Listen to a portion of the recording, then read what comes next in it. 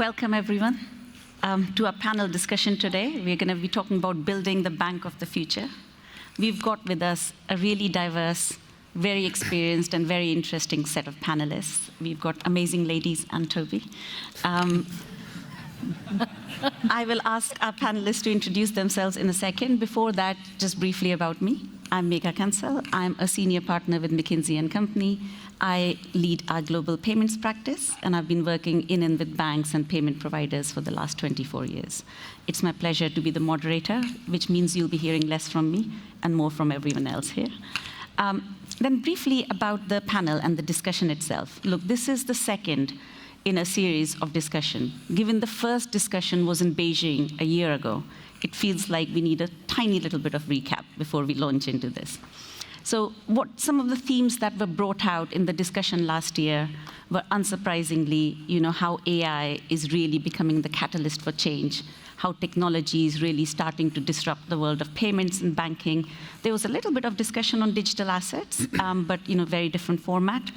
And most of all, the thing that really stood out was the need for banks and payment providers to provide this intuitive layer of customer experience on top of all of this complexity, and that was becoming very critical. Since then, a year has passed, and while the themes haven't fundamentally changed, of course, the world is a bit different. Digital assets have crystallized a bit more into stablecoins. AI has become Gen AI and has become agentic in the more recent past. But the one thing that does still remain absolutely critical, if not more so, is the need to provide this intuitive layer of customer experience on an even more fragmented and an even more diversified and complex landscape. We'll be discussing some of these themes and beyond with the panel today. Before I ask the panel to introduce themselves, just one point of housekeeping I was asked to mention. We would love to take questions from you guys. If time permits, at the end, we'd love to discuss some of the questions from the audience. The best way to pose those questions is through the app, the Sibos app, which should allow you to put your questions as we are having the discussion, so please do feel free to do that. And then I would like to ask my panel members to introduce themselves. Do you want me to start? Please. Sure. Raj Seshadri, I'm the Chief Commercial Payments Officer for MasterCard, focused on payments and money movement for small businesses, middle market companies, large corporates, multinationals, governments. Thank you. Good morning, everyone. I am Patricia Sullivan. I am the head of institutional cash management at Deutsche Bank. We are providing cash and trade services to financial institutions across the globe, serving over 140 countries. I also hold a board observer seat at Partior, which is a blockchain technology company. Thanks, Patricia. I'm Debo Sen. I look after the payments business at Citi, which comprises our domestic commercial cards and cross-border payments businesses, and over all our client segments based in New York.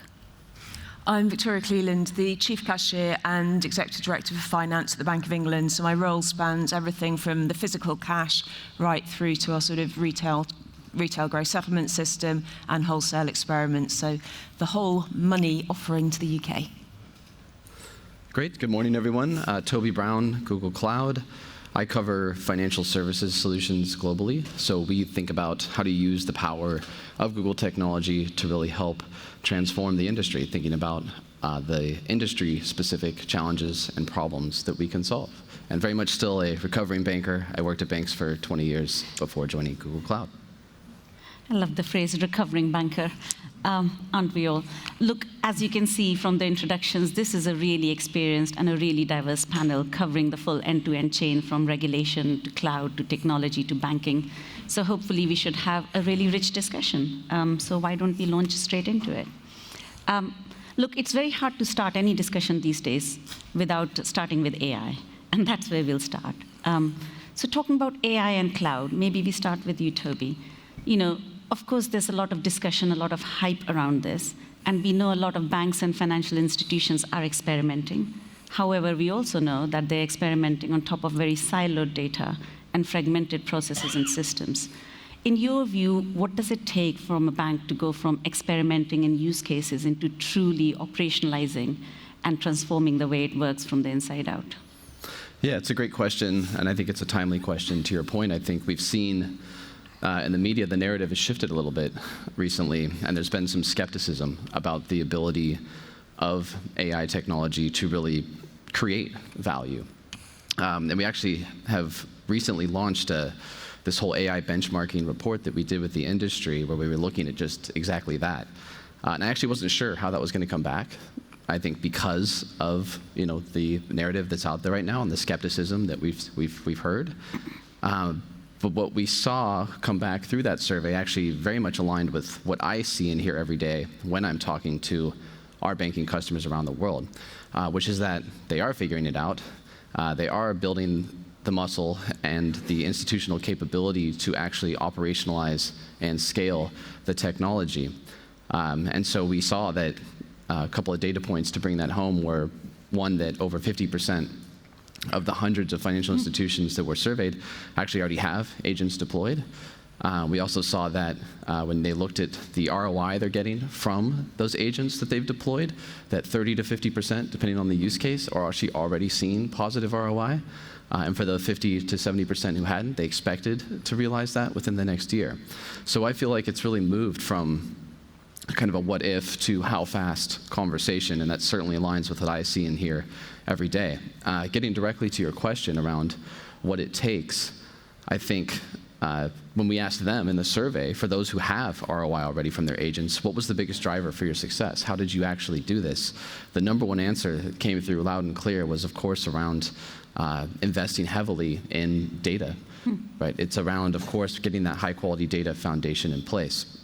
But I think that's somewhat an obvious point now, right? Everyone knows that the whole garbage in, garbage out phenomenon. Everyone knows that you have to have that high-quality data foundation to maximize the value that you get out of the technology. But it's still a heavy lift for the reasons you mentioned, right? Everyone does have siloed data. Everyone does struggle with getting a holistic view of all of their customer data.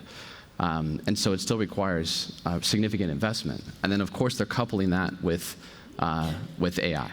And so it's investing heavily to get that data foundation in place and building the architecture, the real-time and event-driven architecture that's needed to get that data in as real-time a loop as possible. And then it's coupling that with this institutional-grade AI platform, right? And being able to work through all the end-to-end ML ops and now increasingly end-to-end agent ops that you need to have in place, all the security and governance that you need to have in place in order to do that responsibly and securely. And so it's, for me, when I look at what's going to help banks win in the future, those who are able to create the tightest flywheel possible around data and AI together, those are the people who are the best positioned for success and who are going to win. Thank you. That really resonates. And then just maybe hearing a bank's point of view, Deborah, around a similar question, which is, how in a world of multi-cloud, many hyperscalers, multiple providers, how do you see a true multi-cloud AI execution genuinely achievable at scale for banks? Yeah, I think that's a great question. It is something we spend a lot of time thinking about. I mean, if I can give obviously a Citi perspective, we offer, for my own business, we offer payments in 95 markets. We do more than 20 million payments a day.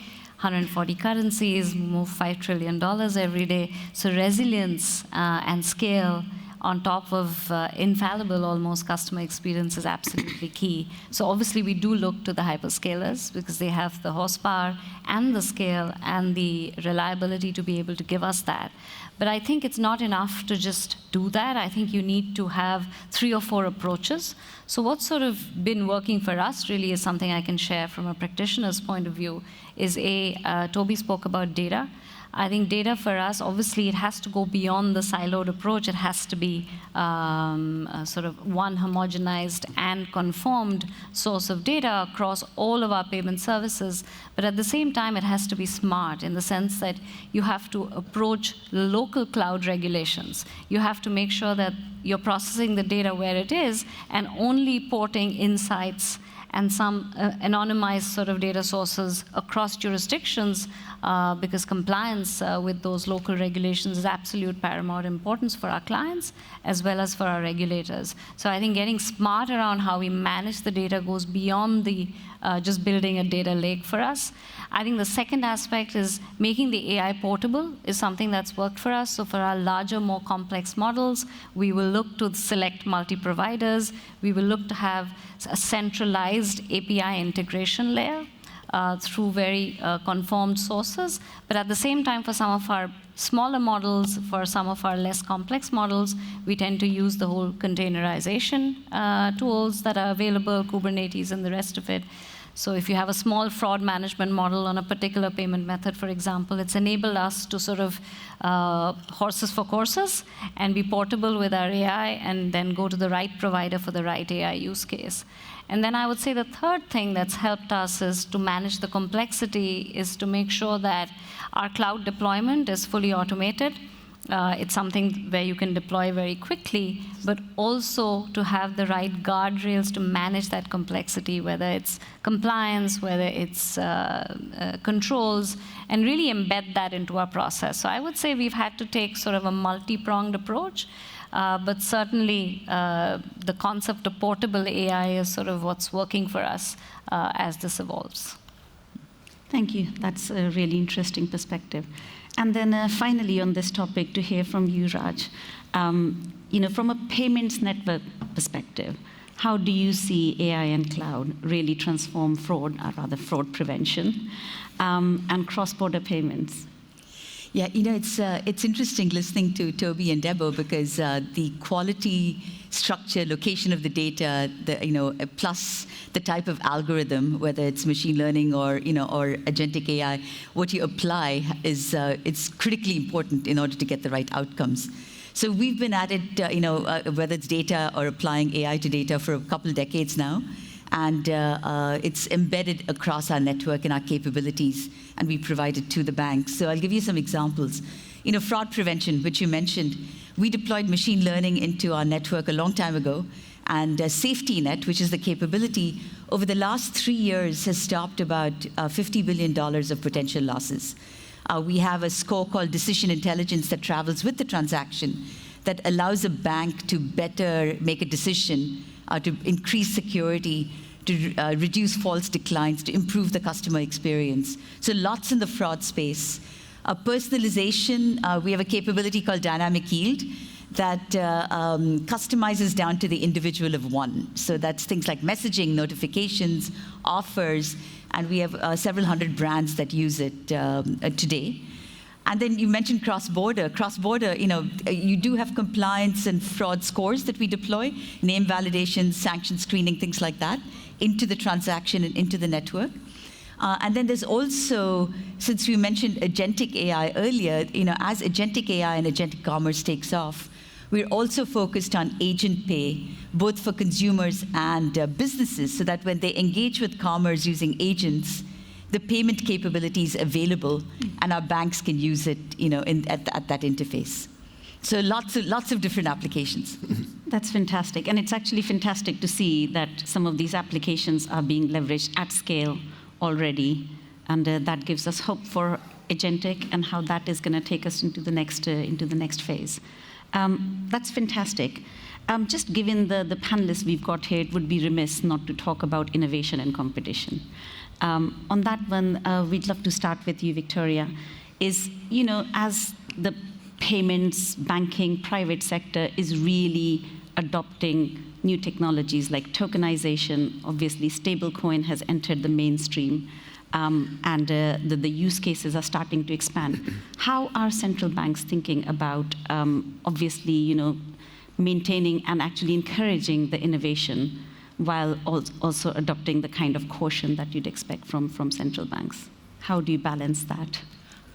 I think the two sort of different hats that a central bank is wearing in this time. So one is as a regulator and one is as an operator. I'm here really as an operator, so I'll talk more from that perspective. But I think from a regulatory perspective, my colleagues are really trying to think about how do you balance the making sure that anything is safe and can be trusted, but without stifling that innovation. And for example, working on a digital security sandbox, which is a safe way in which the private sector can start experimenting with sort of lighter regulation, different legal ways. So I think it's sort of trying to think about how to build that.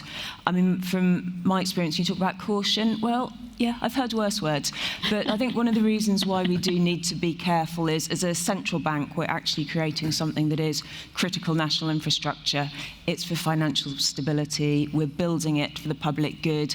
We need to get it right. We have a centralised ledger. We can't sort of move a few people on one day, a few people on another year. We have to go for big bangs. So the reasons we need to be cautious, but that's absolutely not stopping our ambition. It's absolutely key that we as central banks are there, both leading the way in strengthening our own infrastructure. So we've recently introduced a new RTGS system in the UK, and we were keen that that was state of the art, but also think of it, not just the system itself as state of the art, but what can we do to encourage competition and innovation amongst participants, so looking at things like access, introducing new functionality. So that innovation part was there when we were starting. How do we do it? Key to us was working closely with industry. We are there to build a system that the industry want. It's fit for purpose for them. So that collaboration was absolutely key. Thinking about proofs of concept. So although we as a central bank decided not to move straight from DLT for our RTGS system, through proofs of concepts, we made sure that systems and participants connecting to us could use DLT themselves. We've got quite an ambitious selection of experiments, for example, recently Meridian FX, so looking at how we could use synchronization to enhance cross-border payments and things. And so we're always looking to learn and in building, thinking for the future. So with our new RTGS system, we've got a very modular approach, so we can put bits in and out, so that means we can adapt quickly to changes. We've built far more capacity than we need at the moment because we're trying to predict the future. We've got increased capability, and we feel that we've built a really solid platform on which we can keep growing. The system went live in April. We've already got a roadmap of things that we want to do to change it. That's super exciting, and obviously those of us in the UK have been following the RTGS closely and are very excited about the future potential. And I also love the word you use, collaboration and talking to each other.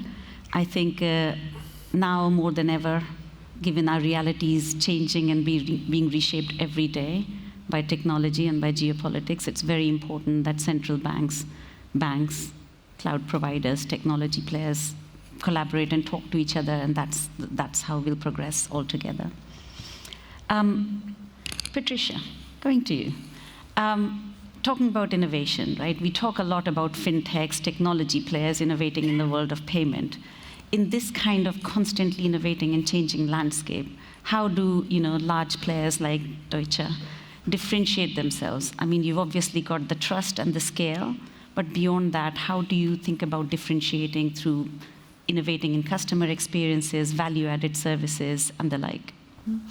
So Deutsche Bank has been operating for over 150 years.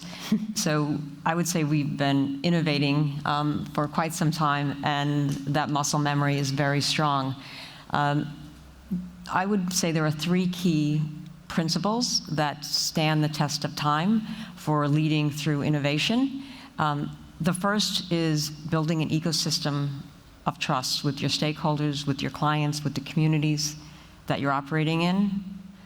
Second is treating data as intelligence. And third would be always innovating with integrity. So when I think about that first building block, building that ecosystem of trust, for us that means, one, acting as a thought leader, recognizing the moment. Our group CEO, Christian Zering, spoke at the plenary about recognizing that at this point in Europe, leadership is needed to bring the community together and acting as that strong advocate, particularly within the banking sector. With that, we help build trust.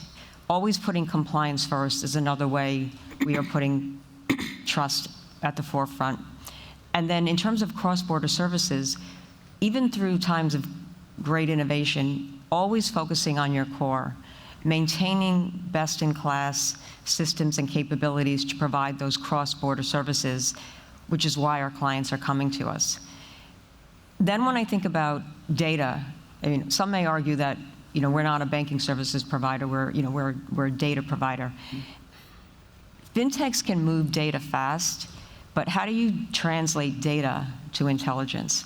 And that is something we're actively doing for our clients. We're sitting on large troves of data, but it's more than just moving payments fast. It's using AI, actively putting formulas over the data to provide a useful product back to our clients.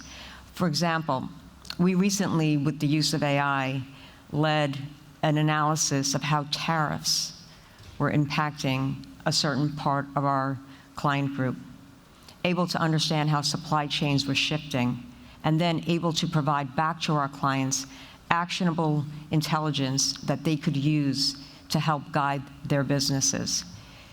We're also using data to do better forecasting with our clients, whether it be for ESG, risk analysis, or how to better manage their liquidity. So not just treating data as a commodity, but translating it to intelligence. And then when we think about the constant need for innovation, it's not just a topic of today, it's been a topic for the past centuries. How do you always innovate with integrity? Always operating at the highest compliance standards. So right now, it is a fantastic point, particularly here in Europe with MiCA, in the US with the Genius Act, to really dig in on stablecoin. We are actively participating in multiple pilots now on groups issuing stablecoins together, individual entities issuing stablecoins, and making sure that we do that with the right regulatory guidance around us. Deutsche Bank is an investor in Partior. We are now implementing the blockchain rails to move digital assets. We were able to move the first euro payment on the blockchain last week between Frankfurt and DBS in Singapore. That was innovating with integrity, operating in a compliance sound environment. We also have been making sure that we build the sound operating framework through ISO 20022. That puts us in a great position to be able to absorb more innovation by having standardized data and one that is globally consistent. So for us, operating around those three principles allows us not only to innovate now, but in the future. Thank you so much, Patricia. That is truly insightful. Please. Nika, do you mind if I just add to that? I think please do. Just building on everything that both Victoria and Patricia said, I think one of the things that's really worked as from a Citi perspective is the ability to co-create with our clients, because I think long gone are the days, where the banking organizations would produce a monolithic product and then go and try and commercialize it. I think increasingly what's worked well, and we see a lot of other banks also doing that, is taking a key need and then actually sitting down with our clients, whiteboarding that, understanding the different areas of whether it's the supplier management team, or it's the digital team, or it's the sales team, or it's the treasury team, understanding what they actually need and then co-creating that. So for example, when we built our Citi Payments Express capability, which offers instant payments at, in a public cloud-based capability at flexible scale across 20-odd markets, we co-created that with some of the largest fintech players and the platform players in the world as we built our validation services, which enable our clients to onboard suppliers very quickly with a name validation. We co-created that with some of the larger corporates as well. So I think we are seeing the theme of co-creation a lot more, leading to sort of more usable innovation from the get-go. Thank you, Deba, and thank you, Patricia. There's so many insights in there to take away, and a couple that I will take with me. I love the thought of innovating with integrity. That is a really, really, I think that's the concept that captures the full end of the spectrum. And I love the idea of co-creating. I think that's definitely the way into the future. So thank you so much for your insights on that. To close out this topic of innovation and competition, maybe a slightly provocative question to Toby is, look, big tech is often seen as both an enabler, right, and a competitor to banks. So how does Google see themselves? Do you see yourself in the ecosystem as a partner, a disruptor, or both? Yeah, well, I would say that, first of all, we have no intentions of becoming a bank or any ambition to become a bank. Phew. So, of course, we're going to let the industry do what it does best. I think we can be both a partner and a disruptor in a sense, though, but it's really in a way that helps enable the industry, not to compete with the industry. So we're very focused on providing a platform for the industry to build on. At the end of the day, Google Cloud really is a platform play and a platform business, and we're giving you this financial services grade platform to build on. Sometimes we do move up the stack, and we do things that are more verticalized and specific to the industry. So whether that's a universal ledger that we've now built that's out there, or whether that's increasingly focused on building specialized agents for financial services. So it could be things around improving the way that you do cash flow forecasting for your customers, or things that you're just doing generally to kind of create more sophisticated advisory work through using AI for your customers. So we see a ton of innovation and experimentation happening jointly with the industry to help bring new capabilities to market. So we're very focused on, like I said in my intro, harnessing the Google technology to help enable disruption for your institution and for the industry at large, so that the innovation is coming from your institution and not at your institution. And that's really what we're focused on. That's great. I see points about co-creation here, this time co-creating with the banks and your end customers. So that's super helpful. No discussion today can carry on or be complete without talking about stablecoin and blockchain, the topic of the year. So here, again, maybe back to you, Raj. Of course, stablecoins promise, speed and cost efficiency, but compliance regimes differ globally. As a truly global player, how's MasterCard thinking about? Are you thinking about you being a first mover, really deploying stablecoin at large, or are you thinking about waiting a little bit for more regulatory clarity and more standards before you make a move into it? How are you thinking about balancing this space, which is moving very fast, but also at the same time, the regulation and compliance is catching up? So great question, Megha. This is the topic of the day. Yes, stablecoins provide speed and cost efficiency. The way we think about it, it's akin to another currency. And in the context of a network, what the network provides, the different payments networks that we have, they provide scale, ubiquity, acceptance. They provide, security for the users. They provide user experiences, to deliver things in real time and with a level of assurance. So when you couple the two together, the stable coins akin to a currency and a network, what it provides is an ability to expand the addressable market for us and for our bank partners. So that's how we think about it. So let me give you some examples. You take MasterCard Move, which uses card and account-to-account rails today. We're able to move money in about 150 currencies across 200 countries, and we reach about 95% of the world's bank population, in partnership with our banks, 10 billion endpoints, great scale.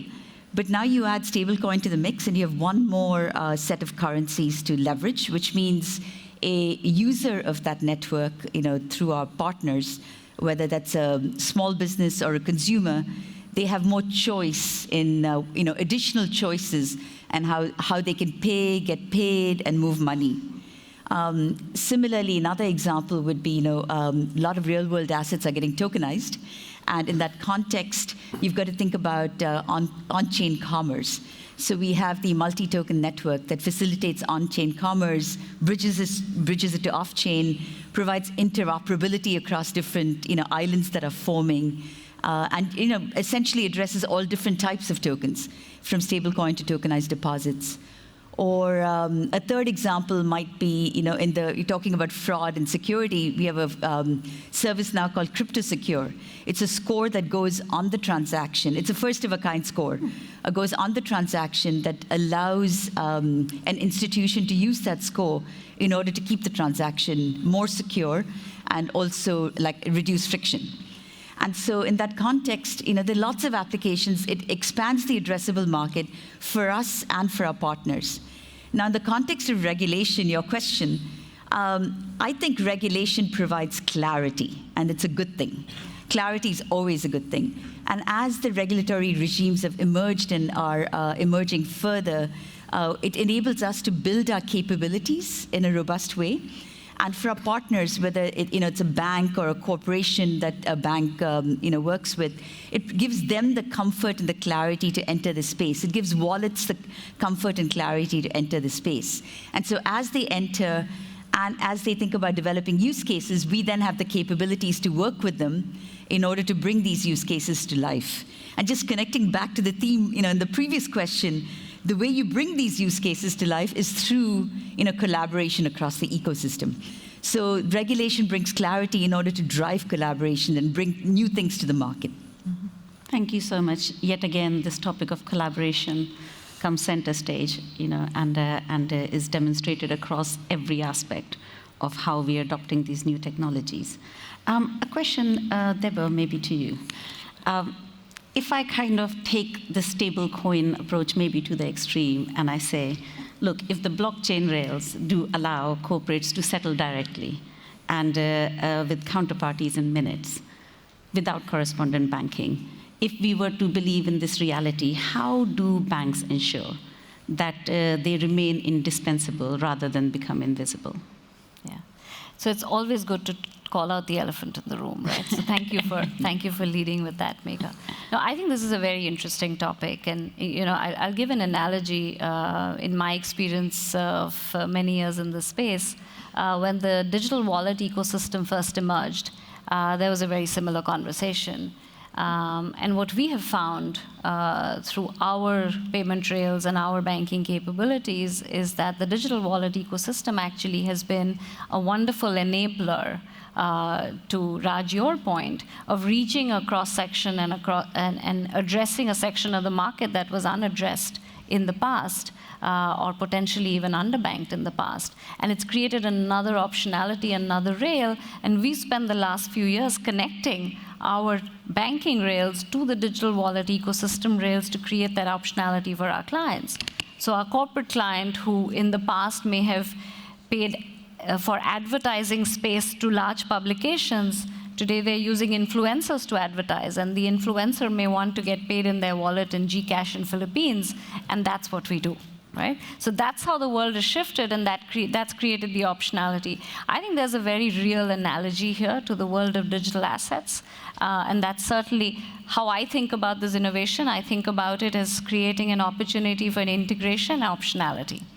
And we've certainly been experimenting or working with blockchain technology for a while. It's certainly moved into the mainstream for us. We have our city token services, which we launched a couple of years ago, where we enable our clients with funds with us in the main treasury centers to transfer funds seamlessly 24/7 on the 4th of July, in the middle of the night, if they need funding to make instant payments in the far reaches of the world.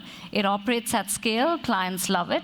And another parallel to that is our US dollar clearing network, where we have about 1,500 banks, where we launched 24/7 capability on traditional fiat rails, if I can use those words in today's terminology. About 250 banks use that. Monday we announced, which I think was yesterday, days are blurring at Sibos, we announced that we've connected the two together. So we have our blockchain-enabled 24/7 city token services, tokenized deposits, connected with the largest multi-bank dollar clearing 24/7 network in the world, and now the two mesh together and create a massive amount of optionality for our customers who want to use it. So if you keep going back to the North Star, which is to help our clients as they transition to the digital economy at scale and safely, to Patricia's point, then I think the tools that stablecoins give us and digital assets give us are a way to create that optionality. Equally, I'm excited about Swift's announcement on the ledger, because I think it takes Swift's role as the communications layer onto the digital ecosystem and enables banks to use money to move money eventually in a 24/7 manner. So there's everything that we've talked about over the last 24 hours in all of our meetings here at Sibos. I think that optionality is interesting to us. It's exciting to us. The different regulatory regimes do create some potential differences, but I think as each and every regulatory regime comes out with clarity, I think it's only going to help further our clients' cause, Megha. That's great. And it's actually great to be hearing about innovations that are coming out yesterday and today. This is a real-time discussion. And then just kind of closing off on this topic with you, Victoria. You know, of course, these developments around tokenized deposit, stablecoin, and the adoption, it's happening very fast. How, in your view, are central banks thinking about, you know, enabling, encouraging, and regulating these? Yeah, I mean, it's certainly happening quickly, and I think we've just heard some of the great potential there for stablecoins and for tokenization. I think the only caution I'd say is it can do those things, but it doesn't always, and I think that's why it's so important to have this sort of regulation and to be really sort of focusing on some of the outcomes, particularly for the users, the consumers. So that's where things like trust and certainty will become so important. So again, as a central bank, we've got two hats, one on the regulation, one on the operations. On the regulatory side, the team put out a consultation paper in 2023 looking at our approach to stablecoins, and they'll be responding to that imminently, not in Sibos Week, but this year, looking at sort of issues around backing assets and things and what that means to create an environment that is focusing on the innovation, but also thinking again about those end users, and that can be different to the retail and the wholesale. From an operational perspective, we're a couple of angles we're really thinking about. One is, what do we need to do to enable, for example, stable coins to settle in central bank money? What would we do if they wanted to use central bank money as backing assets? So thinking about some of the mechanics behind that, how they would connect to RTGS systems. But we're also thinking, well, what more can we as central banks do in this world? One thing that we're already doing is, for example, we offer something called an omnibus account within our RTGS system, which enables players using DLT to essentially use programmability within RTGS. So finality is there, and they can be putting payments through when RTGS is fast asleep.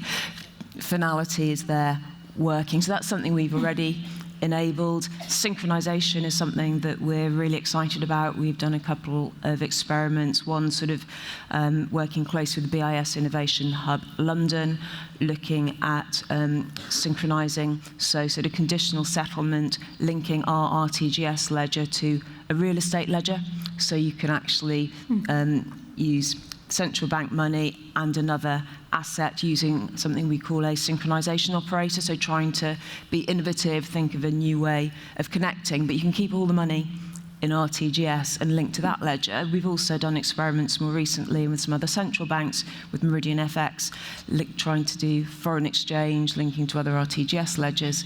that works. So we think we can use RTGS in the UK to enable tokenization.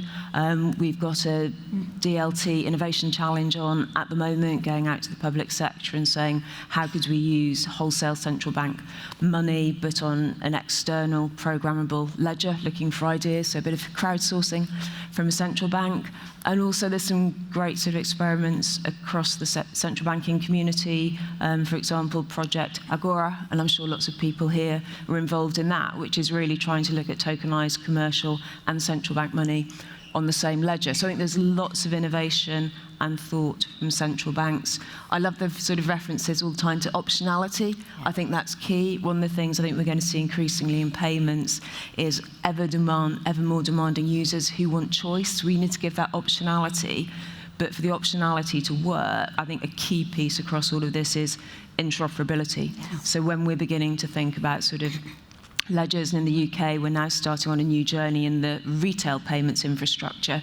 We're thinking about how is that going to be able to interoperate with lots of different types of money that are out there. We don't want walled gardens. So I love the clarity point, I think, and I love collaboration. Interoperability is the other buzzword I want to put in for today. Absolutely, and it's beyond a buzzword. Thank you very much for that. And it's actually really interesting and heartening to see how across the whole ecosystem and set of value chains, the one thing that unites everyone is really trying to make sure that this creates more optionality for the end customers, and it makes it simpler, easier, faster. So in the end, it's all towards making it better for the end customer, and everyone seems very united in that goal. So that, speaks of a very of a better future for movement of money. Before we open up for questions, and I hope there'll be an iPad that'll appear at some stage with the questions, I wanted to ask a question to everyone in the panel, so we'll probably start with you, Raj. And it's the same question, and I think it impacts everyone, which is why we wanted everyone to touch it. We've talked a lot about technology. We've talked a lot about stable coin. We've talked a lot about AI. But of course, technology will transform payments and banking only as much as the people around it do. So I think that the question really is, what is the biggest change you believe the workforce and the people need to embrace, whether it's skills, whether it's culture, ways of working, to really enable all of these shifts that we've spent the last 40 minutes talking about? What is it about the people, the culture, the workforce, the skills that needs to really evolve?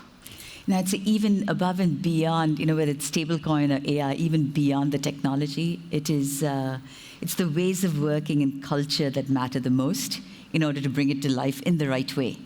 So the things that I'd put in that category are things like, for innovation, you need to make sure your workforce has the ability to learn, to be educated, to upskill, and to experiment, to be able to try new things in a safe environment. You need collaboration. Here, collaboration, for us, we have a very global organization. And some of the best ideas come from the endpoints of that global organization, that are far aflung from, the center of the organization. And that information that needs to flow. So that collaboration is important. We need to facilitate collaboration between, customer-facing teams, product, engineering, so that there's a lot of dialogue and communication. And then in that context, the other thing we're very focused on is, you take AI as an example, it's important to be responsible. Responsible AI is really important. Trust is important. So also thinking through things like governance and tools and, the things that allow you to ring fence and secure the technology as you develop it, to make sure it does what it promises to do and it doesn't have any unintended consequences, both when you innovate as well as after you innovate and when it's in market. So we spend a lot of time thinking about all these aspects of, what I'll just call it ways of working and culture, your words, because they're critical in order to have sustainable change from these technologies and to really future-proof the business. That's a really, really helpful thought. And I really think what you put into the picture, I don't want to call them guardrails, but just responsible AI and responsibility. I think that's a really important word for us to remember. Same question for you, Patricia. I 100% agree with everything Raj said. I would also add that we talk a lot about interoperability, traditional rails, interoperating with digital rails, but it's also now about how humans are interoperable with technology. And there came a time where our phones were just an extension of our bodies. I think that is now needs to happen with artificial intelligence and really supporting and working in that cohesive way with artificial intelligence. And I already see it happening in my own team. There are people that are clearly in the forefront that have seized all of the new tools that our institution is offering us, took all the trainings, made sure they got the access, and they are highly productive. I absolutely notice this on a day-to-day basis. And then there are others that are, I would say, lagging behind. And so I think it's really key that we recognize those who are really stepping up and embracing and working with the new technology, or else it can quickly get away from us. So it's part of that curiosity, and it's not something that's going to be happening in the future, it's happening right now. So interoperability with technology as a human. That's a great visual. I can see that already, and that's already happening, as you said. Maybe just a follow-up thought on what you said. There's obviously those who are curious, those who are, naturally inclined to learn more about this technology and embrace it. And then there's those who take their time. How do you make sure that you bring the whole workforce along? Because truly, at scale, you will need everyone very quickly to get comfortable, if not experimenting with the technology. Just thoughts about how you bring the whole workforce along. Right. So making sure it's not just an individual effort. So last week in our corporate bank, we hosted Innovation Week. And we hosted across the globe different sessions that everyone was invited to, showcasing some really cool new technology that people could take advantage of, and also educating them on different trainings that are available. So we're not just expecting our individual team members to go out and source this for themselves.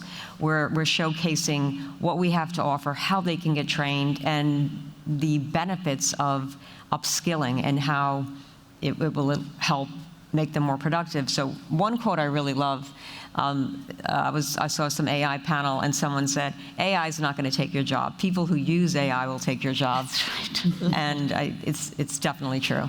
That's a great quote. That's one to remember. Thank you. That's very insightful.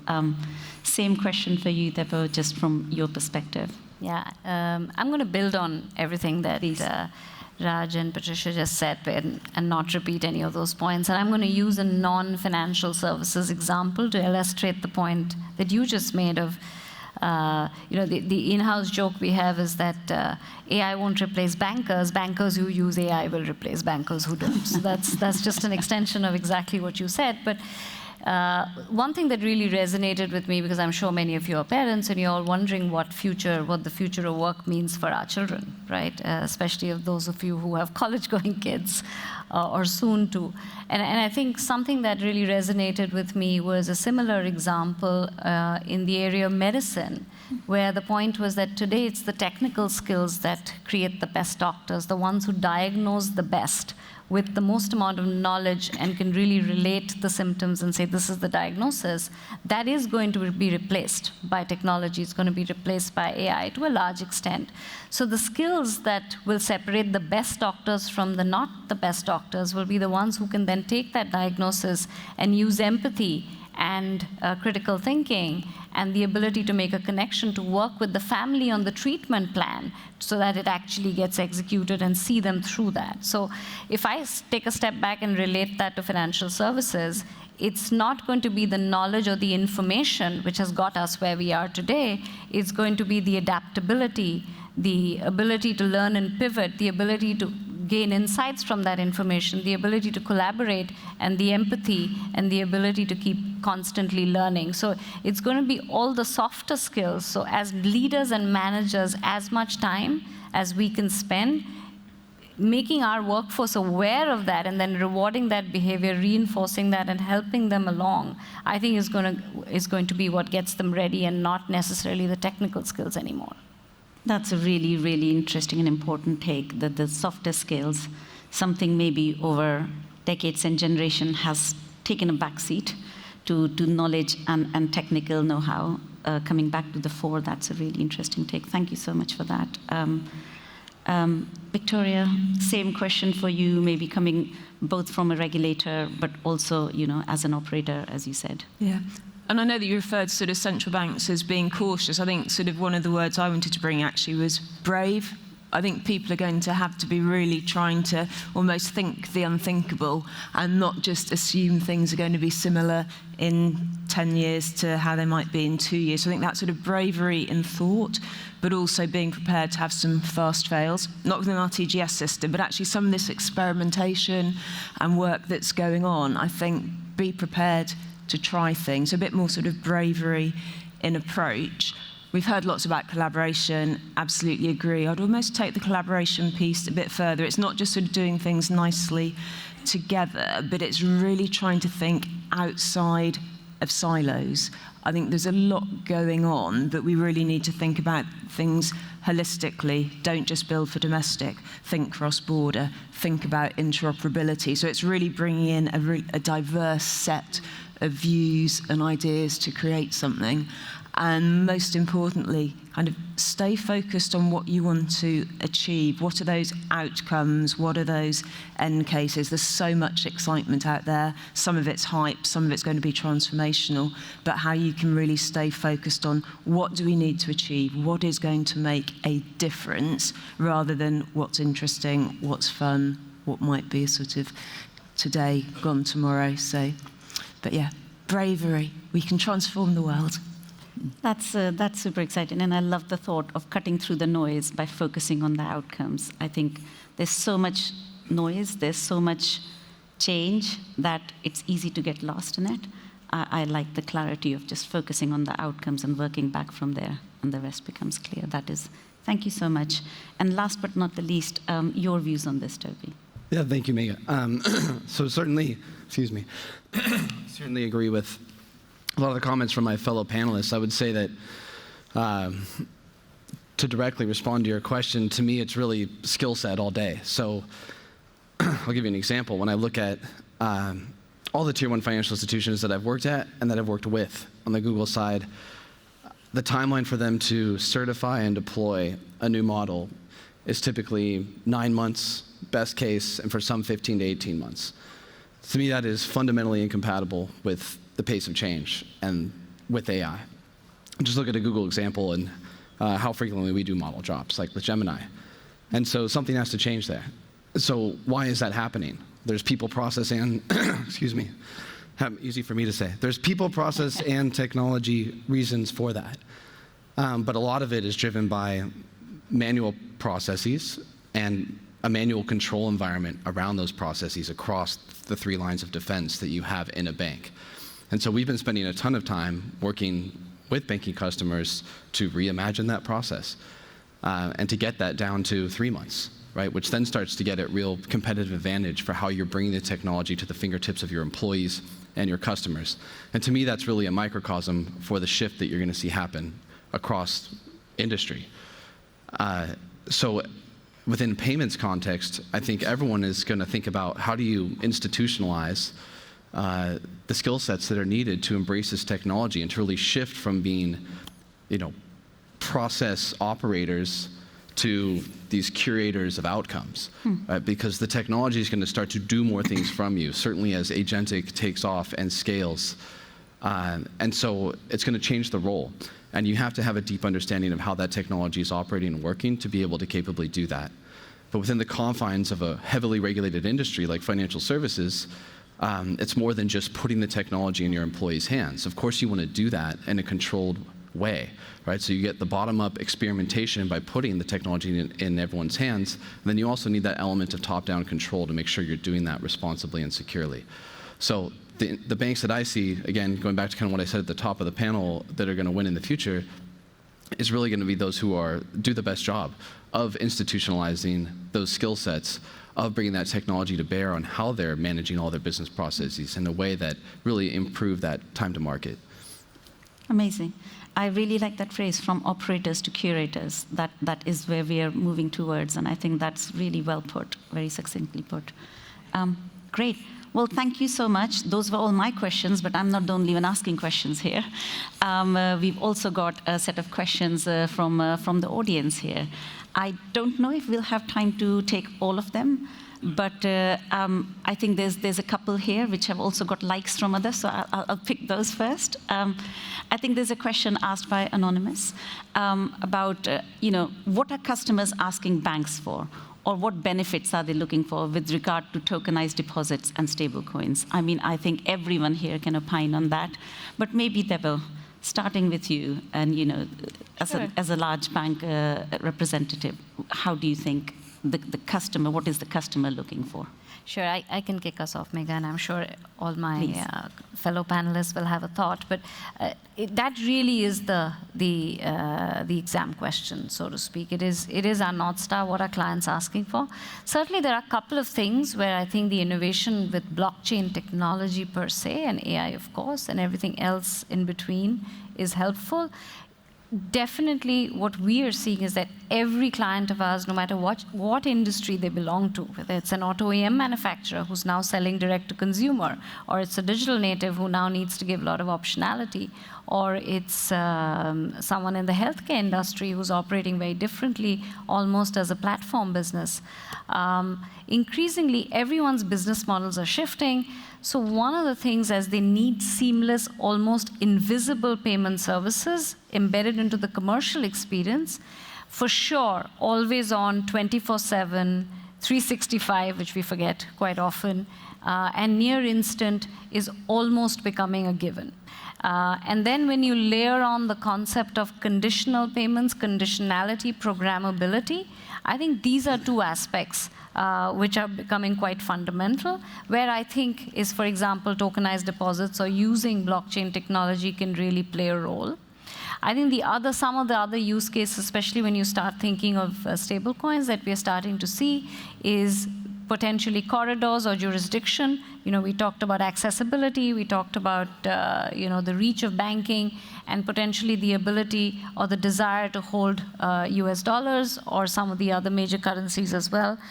Some of those edge cases, we've talked to some of our clients who want to make fractional payments available, for example. So those are potentially some of the edge cases also that we're hearing. So certainly there is a lot of conversation, but I would say that the one big theme that has driven a lot of our investments has been the concept of always on and near instant. May I just add to that? So my client base is financial institutions, and I have to say the main thing they're asking us for is, what the heck is going on? So I had 12 meetings yesterday, and there's definitely a lot of demand for understanding where the use cases are, understanding where Deutsche Bank is putting its investment in terms of stablecoin, CBDC, and et cetera. So I think actually being able to be a leading bank that is able to separate the wheat from the chaff and then provide that guidance back out to your client base is also super valuable. And that's something we're doing across a number of domains with stablecoin, whether it be tokenization of money or tokenization of deposits. I really relate to what Debo said about choices and use cases being developed depending on the particular need. And there are some fundamentals that are common to all of them. Like she said, the one that I would add is security, because the other thing around a lot of these use cases is, in order for the choice to materialize and for the customer to be able to start using it, the confidence to make sure it is secure, as free of fraud as is possible. These are all things that are really, really important. Compliant. So I'd say the risk and controls are really important as well. That's really well said. Thank you so much for all those perspectives. I think we have time for one last question. And I think because we've talked a lot about stablecoin and technology, I'm going to pick one that goes beyond. So there's a question that says, apart from technology, and of course we've talked about that, will there be any other innovations concerning banking models and how currently banks offer services to people and corporates? So, beyond the stuff that we've talked about, is there something else that's truly going to transform that maybe we haven't really discussed on this stage? I'll open it to everyone. I think it's something that's come up on this panel, whether it be co-creating or collaboration. It's actually looking at the banking system and turning competitors into partners, right? Yeah. And actively thinking about how can some institutions that we traditionally thought of as competitors better serve our clients with certain niche services, and building that ecosystem of partners to provide services to our clients. And what I'd add to that is sort of the process of innovation. So I'll give you an example to bring it to life, right? We have something called a launch pad, where we take a 9-month, 12-month product development cycle that actually many of our bank partners, collaborate with us on. So you can sort of get to what you're trying to do in product development in a week. It's a 5-day process. So that's really thinking about how to drive innovation in a fundamentally different way, where you think about what you want to get done, and then you get the right people together across the ecosystem for 5 days, and you short-circuit a very long, typical product development process. So I'd say processes around innovation is what I'd add to the list. That's fantastic. Yeah. I'm sorry, that's all we've got time for today. With this brain trust here, we could obviously talk for days, not hours and minutes. But I'd just like to close this out by saying a huge thank you to our panelists for their time, for their insights and their openness. This has truly been insightful, and your experiences really, truly outshine here. So thank you very much to everyone, and thank you for the audience for your engagement. Thank you. Thank you, Megan. Thank you.